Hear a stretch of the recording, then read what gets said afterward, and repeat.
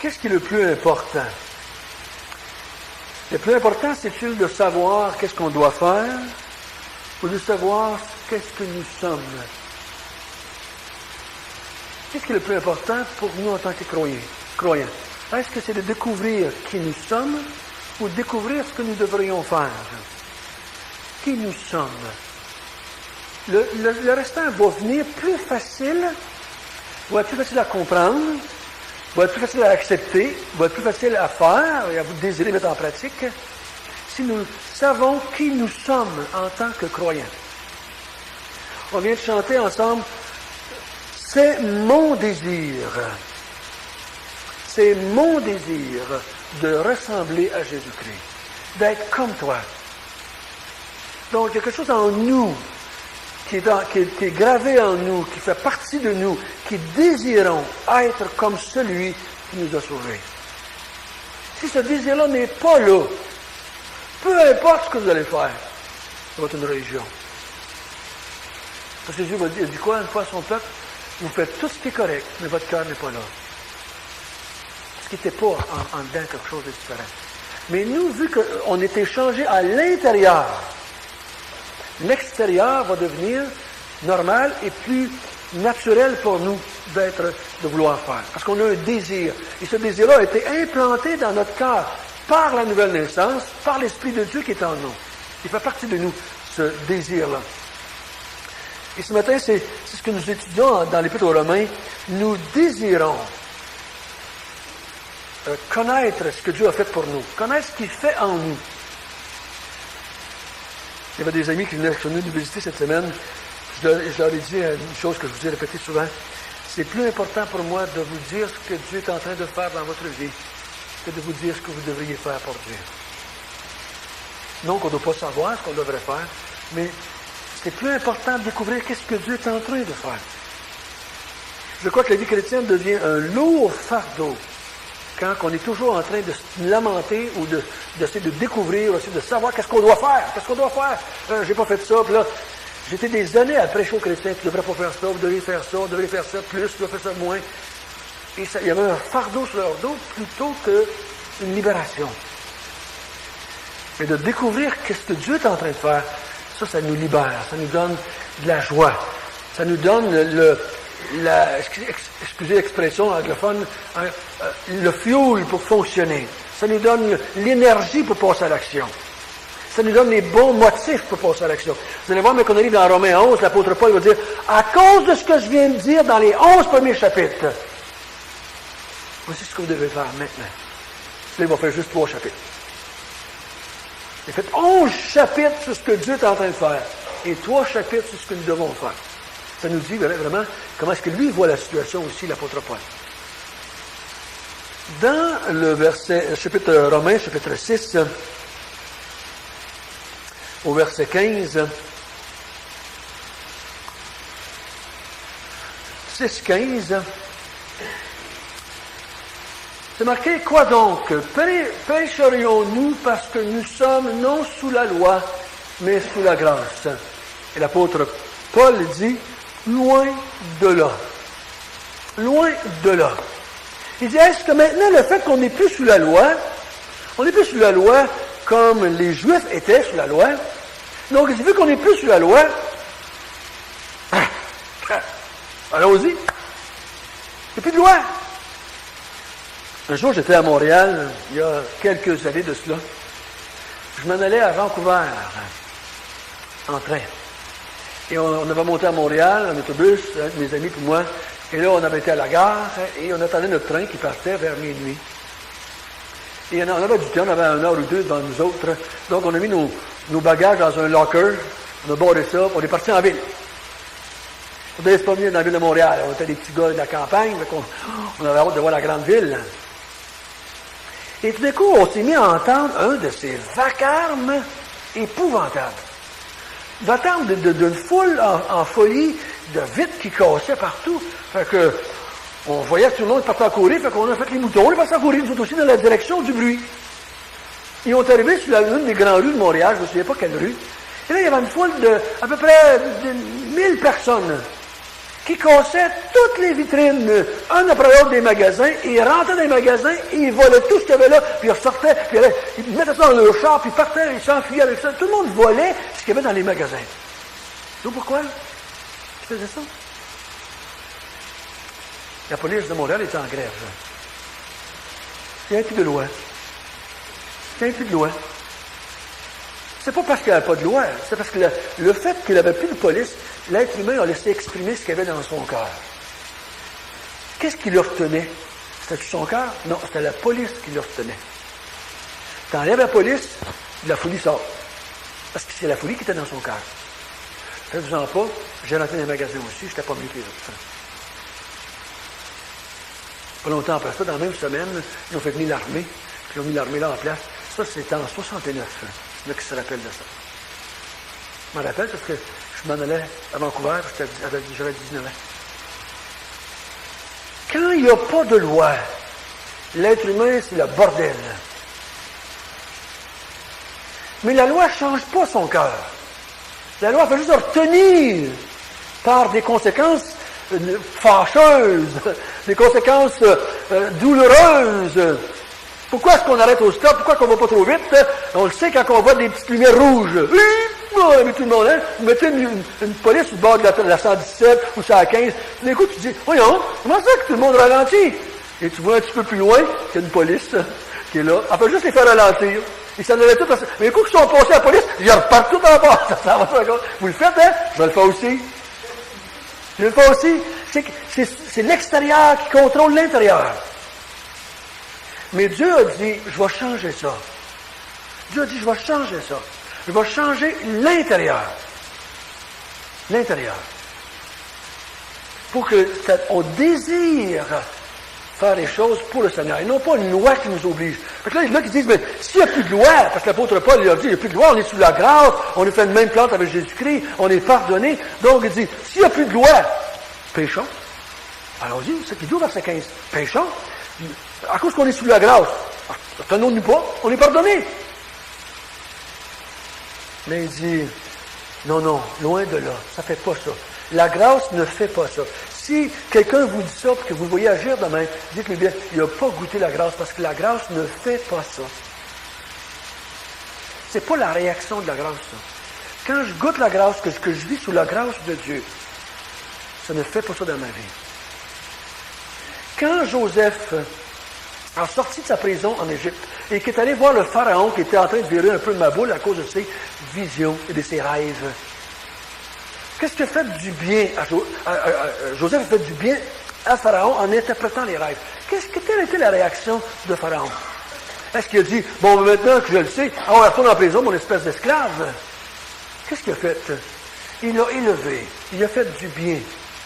Il a donné des grandes richesses, de l'honneur, de la gloire. Il y a une femme, il y a eu des enfants avec cette femme-là. Il l'a établi, le deuxième plus important dans tout le royaume d'Égypte. Qu'est-ce que Cyrus a fait à Daniel quand Daniel lui a fait du bien et qu'il lui a montré qu'est-ce que Dieu voulait pour lui? Cyrus a pris Daniel, il l'a élevé aussi. Quand quelqu'un nous fait du bien, ça ne nous pousse pas à nous faire du mal. Ça nous fait le contraire. Et si vous regardez quand Jésus est sur la terre pendant 3 ans et qu'il fait du bien aux gens, qu'est-ce que les gens font tout de suite après? Avez-vous des idées qui viennent à l'esprit? Quand quelqu'un se guérit ou se fait ressusciter, ou il voit clair, ou bon, quelqu'un qui, Jésus lui fait pousser une jambe parce qu'il était estropié, maintenant il y a une jambe de plus. Qu'est-ce que les gens, quelle réaction ont-ils envers Jésus? Il y en a qui c'est de le suivre. D'autres réactions. Il y en a qui se mettent à crier puis louer le Seigneur, puis louer Dieu. Il y en a qui lui donnent tout son argent. Il y en a qui ont des femmes et des hommes, ils ont parti, ils ont suivi Jésus, puis ils ont dit, on va prendre soin de toi, nous autres. Puis ils ont commencé à donner tout leur argent au Seigneur pour qu'ils puissent vivre. Ils commencent à prêcher sans se soucier du côté monétaire. Il y en a qui ont eu de la reconnaissance. Il y en a qui sont allés chercher le chum, puis ils ont emmené voir Jésus à l'auto. Hey, il dit, moi j'ai été guéri. Ils partent, ils vont voir le chum, ils les amènent ensemble. Jésus, tu demandais quelque chose? Jésus m'a demandé rien. C'est une réaction normale à la bonté de Dieu. C'est une réaction normale à la grâce de Dieu. Quand Dieu nous fait du bien, on réagit pour lui faire du bien.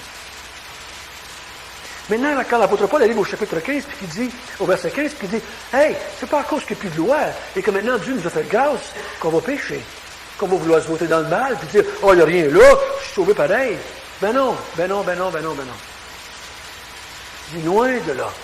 Et le mot dans le grec, le loin de là, c'est à peu près la plus forte expression du négatif dans le grec, dans la langue grecque. Il ne peut pas avoir plus fort que ça. Quand il dit loin de là, ça veut dire au grand jamais, on va faire ça. C'est très fort comme négatif. Quand Dieu nous fait du bien, on ne peut pas aller dans cette direction-là. Et l'apôtre Paul va expliquer à partir du verset 15 jusqu'au verset 23, 24, là, il va expliquer pourquoi est-ce que on ne peut pas se voter dans le péché. Il va l'expliquer d'une façon très figurée pour son temps, mais qui était très fort dans son temps. Je ne sais pas si je l'ai mis, si je l'ai sorti. Il me semble que je l'ai mis à quelque part. OK. Attendez un petit peu. J'ai fait quelques petites photos pour vous montrer des choses. L'esclavage. Il va utiliser un terme que les gens connaissent très bien dans le temps de Jésus. Savez-vous que dans l'Empire romain, il y avait plus d'esclaves que de citoyens romains. Tous les gens qui avaient le moindrement un peu d'argent avaient des esclaves. Et un esclave, c'était quelqu'un, par définition, je pense que je l'avais mis pas celle-là. Un esclave est un individu privé de liberté et soumis à l'autorité tyrannique d'une personne ou d'un maître, son maître lui impose des dures épreuves. Il peut être acheté et revendu comme un objet, moins bien traité qu'un animal. Il peut subir la torture, la violence et des abus sexuels. L'esclave n'avait aucun droit. Il y a plus d'esclaves, j'ai trouvé ça sur Internet, parce que j'ai fait une recherche sur Internet, il dit il y a plus d'esclaves de nos jours qu'il y avait il y a 400 ans. Je ne sais plus de trouver ça. Il y avait plus d'esclaves aujourd'hui qu'il y a 400 ans. Qu'il y a eu en 400 ans de traite transatlantique entre les Amériques et l'Afrique, selon un reportage du National Geographic à paraître bientôt. Le commerce d'humains serait aussi important que celui de la drogue. Environ 27 millions d'individus, hommes, femmes, enfants, seraient réduits à l'esclavage un peu partout dans le monde. Ils sont contraints par la menace et par la violence à travailler gratuitement. Dans l'article, il disait, il ne serait pas surprenant que vos running shoes que vous portez aient été faits par des esclaves. Tu vois, tu regardes tes souliers, tu dis, parce que les miens ont été faits comme ça. Souvent, on engage des enfants, des jeunes, des hommes, des femmes, et tout ce qu'on fait, c'est de les nourrir pour qu'ils puissent travailler. Ce sont des esclaves, ils n'ont pas de liberté. Et l'apôtre Paul a utilisé cet exemple pour nous parler ce matin que nous, les enfants de Dieu, on est des esclaves. J'ai marqué comme titre de mon message ce matin, esclave un jour, esclave toujours. On était esclaves, et l'apôtre Paul va nous montrer ce matin que nous sommes encore des esclaves. On est encore des esclaves, mais pas du même maître. Mais on est encore des esclaves. Et un esclave ne peut pas dire, « Ah, je vais faire ce que je veux maintenant. J'ai changé de maître, mais je vais faire ce que je veux. » Non, c'est l'autre maître qui va dire qu'est-ce qu'il doit faire. Dans ce temps-là, quelqu'un qui allait sur le marché des esclaves, puis qui achetait un esclave, il l'emmenait chez eux. Bon, là, il dit, écoute, je suis plus esclave de l'autre, une chance, maintenant, vous pouvez faire ce que je veux. Ben non. Il devait se demander qu'est-ce que le nouveau maître voulait de lui. Et ce matin, Paul va nous dire, hey, tu étais esclave, mais tu es encore esclave. Tu ne peux pas partir et faire autre chose maintenant. Faire tout ce que tu veux. À partir du verset 16, on lit ensemble, si vous voulez bien. Ne savez-vous pas, qu'en vous livrant à quelqu'un comme esclave pour lui obéir, vous êtes esclave de celui à qui vous obéissez, soit du péché qui conduit à la mort, soit de l'obéissance qui conduit à la vie. Mais grâce soit rendue à Dieu de ce qu'après avoir été esclave du péché, vous avez obéi de cœur à la règle de doctrine dans laquelle vous avez été instruits. Ayant été affranchis du péché, vous êtes devenus esclaves. Vous êtes devenus esclaves de la justice. Je parle à la manière des hommes à cause de la faiblesse de votre chair. De même donc que vous avez livré vos membres comme esclaves à l'impureté, à l'iniquité pour arriver à l'iniquité, ainsi maintenant, livrez vos membres comme esclaves à la justice pour arriver à la sainteté. Car lorsque vous étiez esclaves du péché, vous étiez libres à l'égard de la justice. Quels fruits portez-vous alors? Des fruits dont vous vous réjouissez aujourd'hui, car la fin de ces choses, c'est la mort. Mais maintenant, étant affranchis du péché et devenus esclaves de Dieu, vous avez pour fruit la sainteté et pour fin la vie éternelle. Car le salaire du péché, c'est la mort, mais le don gratuit de Dieu, c'est la vie éternelle en Jésus-Christ. Esclave un jour, esclave toujours. Ça va être notre petit verset ce matin qu'on va se rappeler. Esclave un jour, esclave toujours. Vous savez, mes frères et sœurs, nous avions été créés esclaves. Le mot, là, dans le grec, pour le mot esclave, c'est le mot doulos, qui est traduit dans la Bible serviteur, esclave, ministre. C'est un serviteur. Nous avons été créés dans le monde, en Adam et Ève, nous avons été créés pour être des esclaves, des serviteurs de Dieu. Dans le paradis, nous avons décidé de changer de maître. De notre plein gré, en tant que race humaine, nous avons décidé de prendre le serpent pour maître. Étiez-vous là au paradis avec Adam et Ève? La Bible nous dit que vous étiez dans ses reins. Pourquoi ça veut dire ça? Pourquoi tu dis ça, on était dans ses reins? C'est une expression du temps de Jésus. D'être dans les reins, quelqu'un, ça veut dire que tu es là dans le sens que tu étais ton arrière-grand-père, c'est ton ancêtre, tu étais en lui, dans le sens que, parce que tu étais pour venir au monde de lui. Tu étais de sa descendance. C'est une expression médicale, tu étais dans ses reins. Et nous avons choisi de pécher. Nous avons choisi de pécher.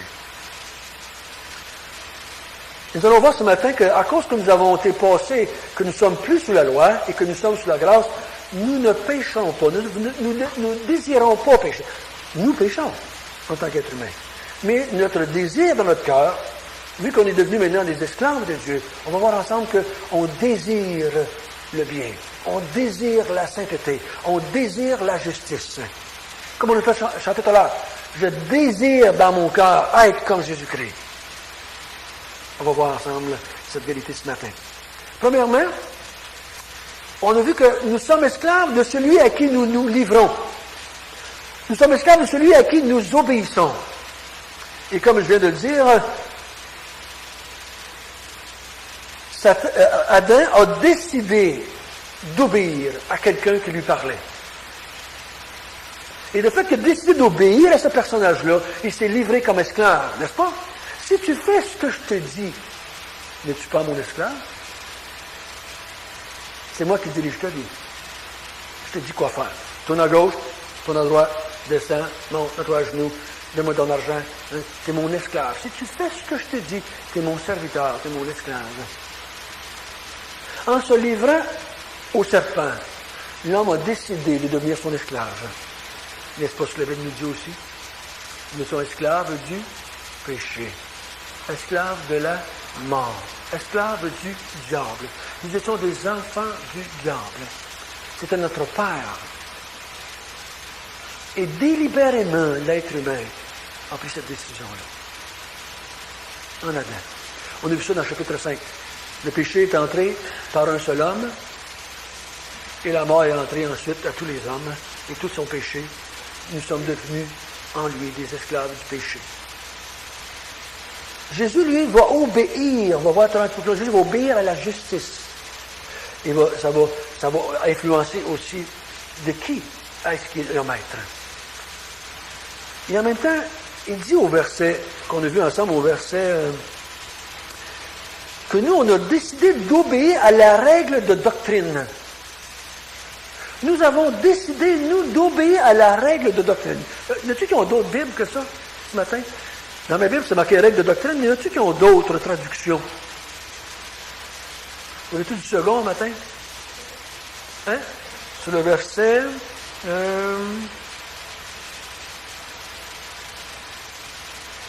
peut-être plus, je pense que c'est le verset...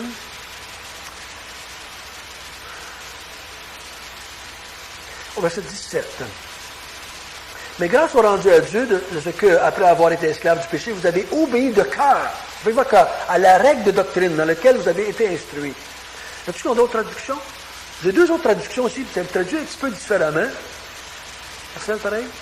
Dans la Bible français courant, c'est marqué « Mais Dieu soit loué, vous qui étiez auparavant esclaves du péché, vous avez maintenant obéi de tout votre cœur au modèle présenté par l'enseignement que vous avez reçu. » Une autre traduction, la Tob.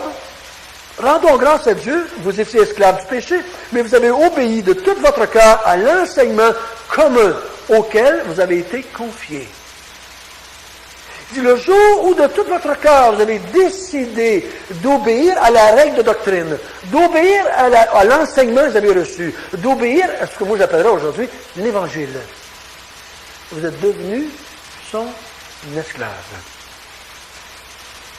On est l'esclave de celui à qui on décide d'obéir. Comme on avait décidé d'obéir au péché, qu'on est devenu ses esclaves, maintenant il faut que l'homme décide de le faire. Ici, il parle aux Romains, il parle aux chrétiens de Rome, il dit, vous avez obéi. Gloire à Dieu, vous avez obéi à l'Évangile. Vous avez dit oui à l'Évangile. Et en disant oui à l'Évangile, vous êtes devenu esclave d'un autre. Esclave de la justice. Esclave de Dieu. Vous n'avez pas décidé de devenir quelqu'un d'autre que maintenant Dieu deviendrait votre serviteur. Oh, que ça c'est dangereux. Oh, que ça c'est dangereux. Des fois, on nous a présenté l'Évangile, quelqu'un vous a présenté l'Évangile, vous dit, accepte Jésus dans ta vie, il va te sauver, tu vas aller au ciel, mais tu meurs, tes péchés ont tout pardonné. Et là, on prend ça, puis là, on se dit, d'abord, on commence à demander à Dieu qu'il nous serve maintenant. Que Dieu nous donne des affaires, que Dieu prenne soin de nous autres, c'est nous autres qui disons, je ne peux pas vous dire quel choc j'ai eu dans ma vie quand Dieu m'a dit un jour, si tu arrêtais de me dire quoi faire, ça ira bien mieux. Arrête de toujours me dire quoi faire. C'est moi le maître. Toi, tu es mon serviteur. Rentre-toi ça dans la tête. Tu es mon serviteur.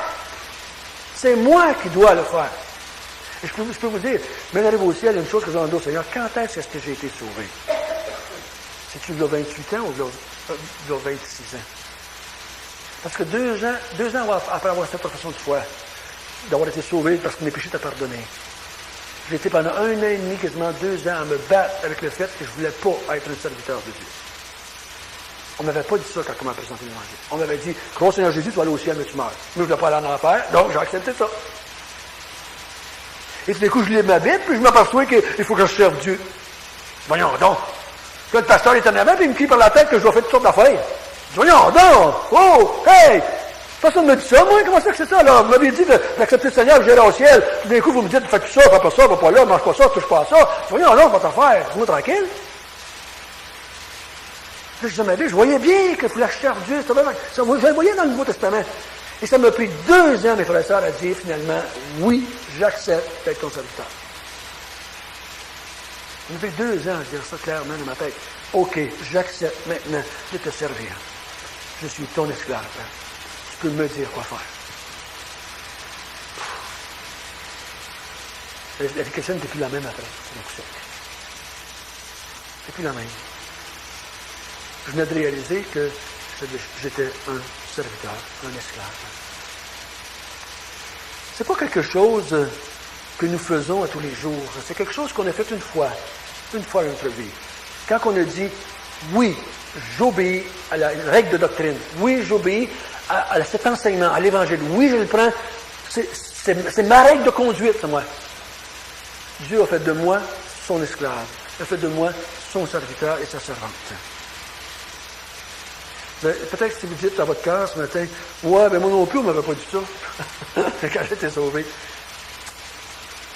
Ça y est d'y penser, mais maintenant, est-ce que je veux l'être? Est-ce que je veux l'être? Est-ce que c'est vraiment le désir de mon cœur d'être l'esclave de Dieu? Et que Dieu peut me dire le matin quand je me lève, voici ce que j'aimerais que tu fasses pour moi aujourd'hui. Vous savez, ça m'a changé ma vie. C'est quand le matin, moi, je me levais, puis je priais, puis je disais, Seigneur, voici, protège-moi, je m'en vais comme ça, fais-moi donc ça aujourd'hui, donne-moi donc ça, guéris donc celle-là. Puis là, je dis donc, Seigneur, quoi faire? Puis là, après ça, je me suis mis à me lever, puis je dis, Seigneur, qu'est-ce que tu veux que je fasse pour toi aujourd'hui? Oh, la vie est différente un petit peu. Hein? La vie est différente un petit peu. Dieu n'est pas notre serviteur. Il s'est abaissé, comme on l'a vu ce matin, pour nous servir afin qu'on puisse être sauvés. Mais pour qu'on devienne ses serviteurs, pour qu'on puisse le servir dans toute notre vie. Je lisais un livre cette semaine, quelqu'un m'a envoyé par la poste, du grand problème évangélique aux États-Unis. 65% des Américains se disent nés nouveaux. Puis l'auteur est désemparé de voir qu'une population de 65% d'un pays puisse agir comme il agit. Ils se disent croyants, selon lui. Puis il dit, maintenant, mais pourquoi est-ce qu'ils font ça, s'ils sont croyants? Comment peuvent-ils se dire naître de nouveau, en même temps se marier comme homosexuels? Comment peuvent-ils naître de nouveau, en même temps se faire avorter parce qu'ils ne sont pas de bonne humeur? Comment peuvent-ils maintenant se dire naître de nouveau, puis à partir de sa côté sans dire un mot? Pourquoi peuvent-ils faire de nouveau, puis là, il est tout déboussolé dans sa tête, cet auteur-là. Comment peuvent-ils se dire chrétiens? Puis il dit, ça semble que la règle de doctrine de leur vie, c'est pas Dieu.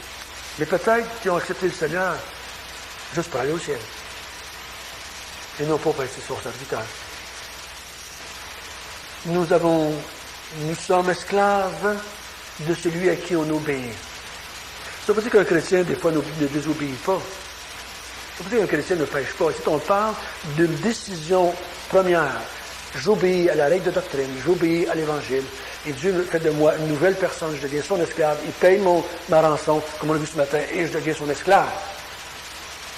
C'est ce que le texte nous dit ce matin. Deuxièmement, il dit, au verset 18, que nous avons été affranchis. Affranchir une lettre, ça veut dire quoi? On met de l'argent dessus pour qu'elle se rende à quelque part. Hein? On paye des droits.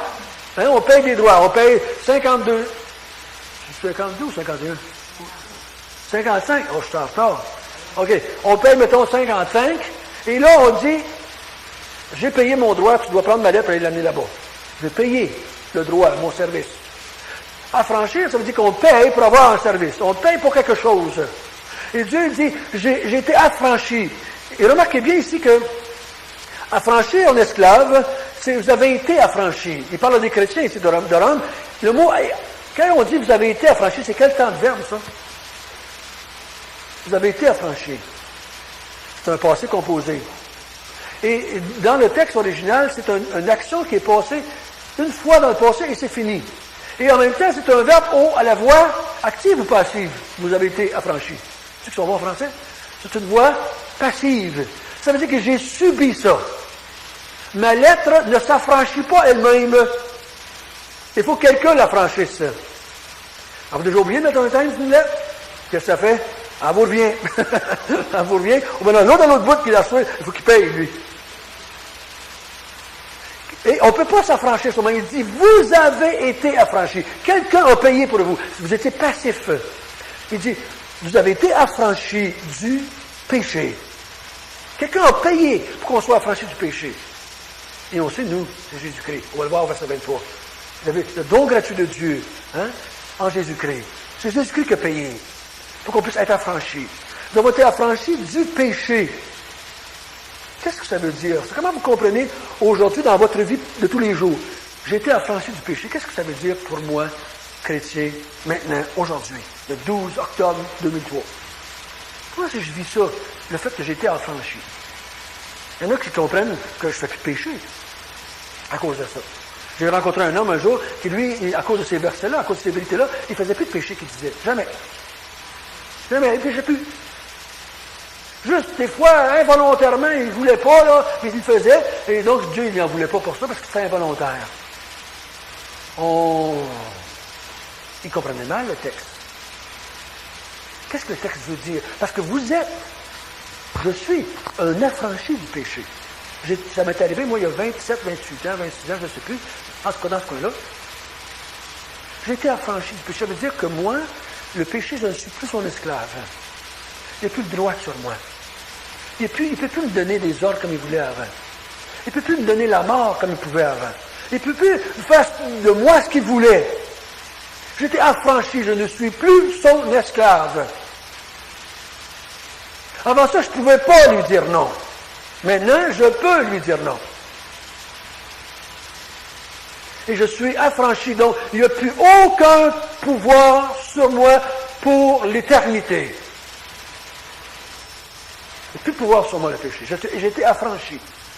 Transformé par la résurrection. Il va m'emmener dans de nouveau sur une nouvelle terre et je vais être affranchi à ce moment-là totalement. De façon complète et pratique de tous les jours. Il est en train de me faire... je pourrais comme je te dire, moi je suis un esclave, j'ai été acheté à Toronto, mais le propriétaire est de Montréal, puis il m'amène à Montréal. Je ne suis pas rendu encore sur mon nouveau maître, mais j'ai été affranchi de l'autre. Je ne suis pas encore rendu, si je peux dire, au ciel, dans le sens que dans toute ma vie de tous les jours, je suis encore enclin avec la chair. Mais j'ai été affranchi.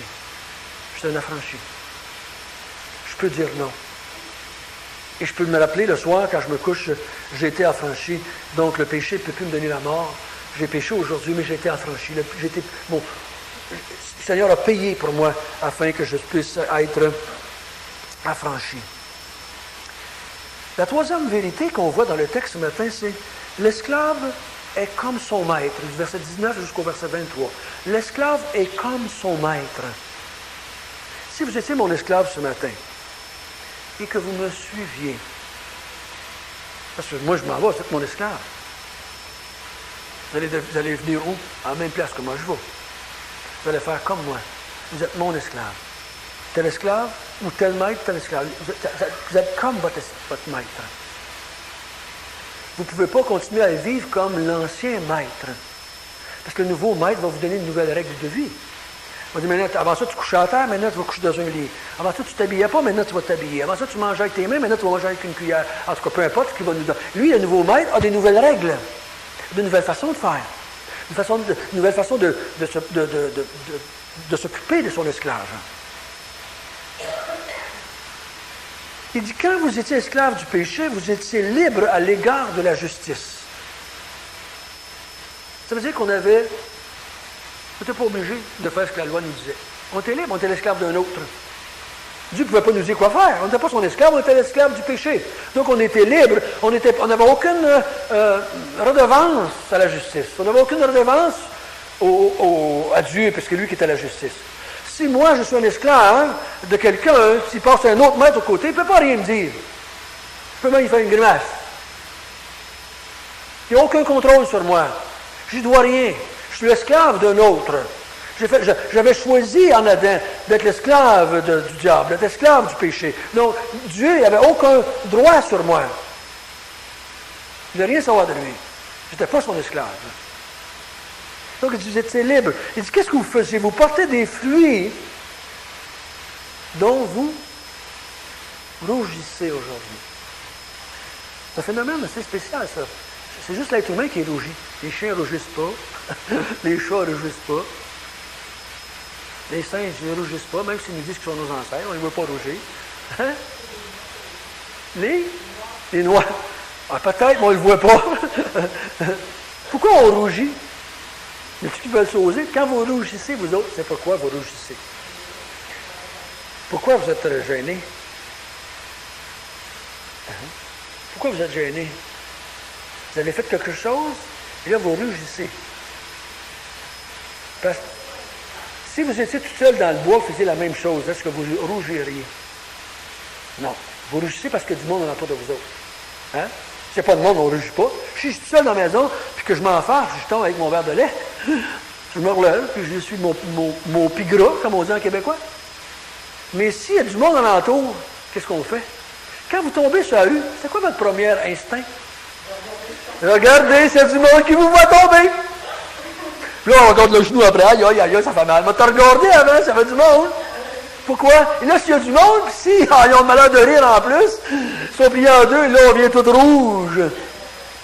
On a honte de notre comportement. On a honte de ce qu'on a fait. On a honte. Je ne dis pas qu'on a raison d'avoir honte, mais on a honte. Il dit, maintenant, vous êtes libre du péché. Vous êtes esclave de Dieu. Quand vous vous rappelez votre ancienne vie, vous en rougissez. Vous ne voulez pas revenir avec. Il dit, loin de vouloir vivre comme avant, vous avez honte de votre ancienne vie. C'est pour ça, mes frères et sœurs, que je vous encouragerai. Quand vous donnez votre témoignage, faites attention de la façon que vous racontez vos péchés que vous faisiez avant. On doit en avoir honte de ça. On doit en rougir de ça. Ce n'est pas quelque chose qu'on doit se vanter. Ce n'est pas quelque chose qu'on doit parler avec un sourire sur le bord de la bouche. C'est quelque chose qu'on devrait avoir honte instinctivement. On devrait se cacher de ça. On ne devrait pas vouloir que personne ne le sache. On a honte de la façon qu'on vivait avant. Loin de vouloir y retourner, il dit, vous rougissez de votre ancienne vie. Tellement j'ai honte de la façon dont j'agissais avant. Il dit, quand tu étais esclave du péché, tu avais livré tes membres, ton corps, tu les avais livrés comme serviteur du péché. C'est ce qu'on faisait avant. 24 heures par jour, 7 jours par semaine, pendant toute votre vie avant que vous soyez sauvés, vos membres étaient le serviteur du péché. Je vais me dire, mais François, pas tout le temps, pas 24 heures par jour. Un esclave est esclave même quand il dort. Avant d'être sauvés, les frères et sœurs, vous aviez livré vos corps au péché pour faire ce qu'il voulait. C'est ça que la Bible nous dit. Interprétez-les comme vous voulez. C'est pas juste quelques-uns ici, c'est tout le monde. Tout le monde. Même des grands, même le pape, même Saint Teresa, même Billy Graham. Tout le monde. Tant qu'on n'a pas été libéré ou racheté par Dieu, nos membres, il dit, vous aviez livré tous vos membres au péché et vous faisiez le mal avec ça. Vous faisiez le mal avec ça. Des fois, c'est de travailler bien fort, mais c'est peut-être mal de travailler bien fort des fois. Hein? Mais c'est péché, qu'il dit Paul. Et des fois, là, je me bats en dedans de nous-mêmes, j'ai des combats en dedans de nous-mêmes pour dire, mais j'étais-tu si pire que ça? J'étais-tu si mauvais que ça? J'étais-tu si méchant que ça? Ça se peut quasiment pas ce que la Bible dit sur moi, de ce que j'étais avant d'être sauvé. Esclave du péché, et j'avais livré toute ma vie, tout ce que j'avais, tout ce que je possédais, je l'utilisais pour le mal. Maintenant, il dit que vous êtes devenus esclaves de Dieu. Il dit, c'est le contraire, vous êtes libre du péché. Vous rougissez de votre ancienne vie de péché.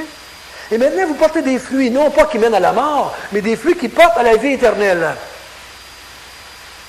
Des fruits qui fonctionnent pour la vie éternelle. Non pas qu'on porte des fruits qui vont nous donner la vie éternelle, mais des fruits qui nous mènent à la vie éternelle. Parce que c'est des fruits qui sont empreints de vie, qui nous emmènent, quand on va partir d'ici, à l'existence avec Dieu. Remarquez bien le texte, là. Regardez bien le texte, au verset 19. Je parle en manière des hommes, à cause de la faiblesse de votre chair. De même donc que vous avez livré vos membres comme esclaves à l'impureté et à l'iniquité pour arriver à l'iniquité, et aussi maintenant, livrez vos membres comme esclaves à la justice pour arriver à la sainteté. Lorsque vous étiez esclaves du péché, vous étiez libres à l'égard de la justice. Quels fruits vous portiez? Des fruits dont vous rougissez aujourd'hui, car la fin de ces choses, c'est la mort. Mais maintenant, étant affranchis, c'est un fait accompli. Étant affranchis et devenu esclaves de Dieu, vous avez, c'est pas quelque chose, Paul ne prend pas ça pour quelque chose qu'il essaye d'avoir. Vous avez. C'est un état d'être. Vous possédez pour fuir la sainteté et pour faire la vie éternelle. Le fait d'être esclave de Dieu, ça fait de nous des gens qui sommes saints. On est des saints, nous autres. Vous savez ça, hein? On est des saints. Le mot saint a deux sens. Pur et mis à part. On est à part des autres. On est dans un autre camp. Il y a des esclaves du mal, du péché, et des esclaves de Dieu. Nous, on est dans les esclaves de Dieu. Et ce qu'on vit maintenant, ce qu'on porte comme fruit maintenant, c'est la sainteté et ça va nous emmener jusque dans la vie éternelle avec Dieu. On l'a déjà. C'est ce que nous sommes. Vous allez dire, mais François, on n'agit pas toujours selon Dieu. Vous agissez comme des gens sauvés qui vivaient dans la chair, dans le sens que vous êtes encore dans la chair. Et qu'est-ce que vous faites quand vous faites le péché? Qu'est-ce que vous faites quand vous tombez dans le péché? Qu'est-ce que vous faites quand vous vous rendez compte que vous faites le mal? C'est quoi votre instinct naturel? Chercher à s'en défaire, à combattre, à l'avouer, à confesser. Parce que c'est ça la sainteté. Ça fait partie de la sainteté, ça. Vous avez déjà entendu l'histoire d'un homme qui élevait un petit cochon dans sa maison? Hein? Mais quand il avait le malheur de laisser la porte ouverte, savez-vous ce qui arrivait? Non, il sortait dehors, puis il allait tout de suite dans le premier trou de boîte. Il se roulait dedans, même si ça avait un beau petit ruban rose dans l'entour du cou, il se roulait dedans, puis il rentrait dans la maison comme ça. Le bonhomme le pognait, il était dans le bain, il lavait au complet. Mais à chaque fois qu'il y avait la porte ouverte, il sortait. Jusqu'au jour où est-ce qu'il a dit, attends un peu, toi. Il l'amène sur le vétérinaire, c'est une histoire. Il l'amène sur le vétérinaire, puis il dit au vétérinaire, le vétérinaire, ce que tu fais avec ton petit cochon, puis ton agneau, bien, il dit, je voudrais que tu prennes le cœur de l'agneau et que tu fasses une transplantation dans le cœur de mon cochon. Et quand il est arrivé chez eux, après ça, il laissait la porte de la maison ouverte. Et si le petit cochon avait le malheur de toucher à la boîte, il se reculait puis il se lichait. Puis il ne voulait plus aller dans la boîte. Il avait changé de cœur. Et nous autres aussi, on a changé de cœur. On a changé de cœur. Et des fois, on entend des choses, des fois, on voit des choses, des fois, on fait des choses, des fois, on voit des choses sur les autres, puis on se dit, oh, c'est pas correct, ça.